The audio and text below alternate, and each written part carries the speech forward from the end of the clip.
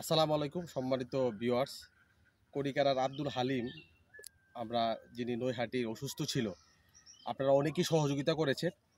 আমরা দেখার জন্য আবার আসছি, ওরা দেখা করার জন্য, কথা বলার জন্য। এখন আপনাদের সহযোগিতা পেয়ে ওরা সুস্থ আছে, ভালো আছে। আলহামদুলিল্লাহ, আপনাদেরকে ধন্যবাদ যারা অক্লান্ত পরিশ্রম করে সহযোগিতা করেছেন এবং যারা দোয়া করেছেন। কিন্তু তুমি বলবে, তুমি একটু কথা বলো।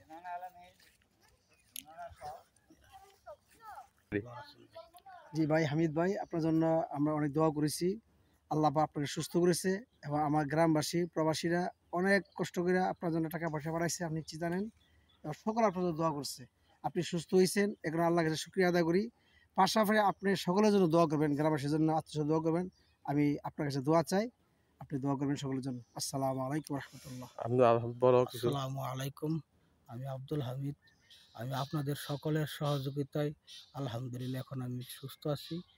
আমি আপনাদের প্রতি চিরকৃতজ্ঞ এবং সবাই সবার সহযোগিতা আগে আসলে এভাবে একটু মানুষ দশের লাঠি একের পূজা। দশের একের বোঝা দশের লাঠি। তো আপনারা যেভাবে আমাকে সহায়তা করেছেন আমি চিরকৃতজ্ঞ আপনাদের প্রতি, সবসময় থাকবো ইনশাল্লাহ। এবং আমিও যাতে ভবিষ্যতে এরকম মানুষের পাশে দাঁড়াতে পারি, সবাই আমার জন্য হাজ করে দোয়া করবেন। আর ইনশাল্লাহ আগামীকাল আমি ঢাকা যেতেছি, আমার লাস্ট ভ্যাকসিন ইনশাল্লাহ আগামী রবিবারে। আপনাদের সকলের নিকট দোয়া চাই।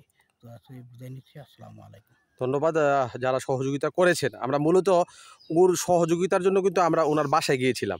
আবার ও এখন সুস্থ, খবরটা দেওয়ার জন্য যে সমাজের যে একটা মানুষ ছিল, ভালো মানুষ, তার জন্য যে আপনারা সহযোগিতা করেছেন, তার জন্যই আবার এই ভিডিওটা ছাড়া। আপনাদের প্রতি কৃতজ্ঞ জানিয়েছে, ওনা জানিয়েছে, তৈব ভাই জানিয়েছে, অনেকে হয়তো তার জন্য দোয়া করছে।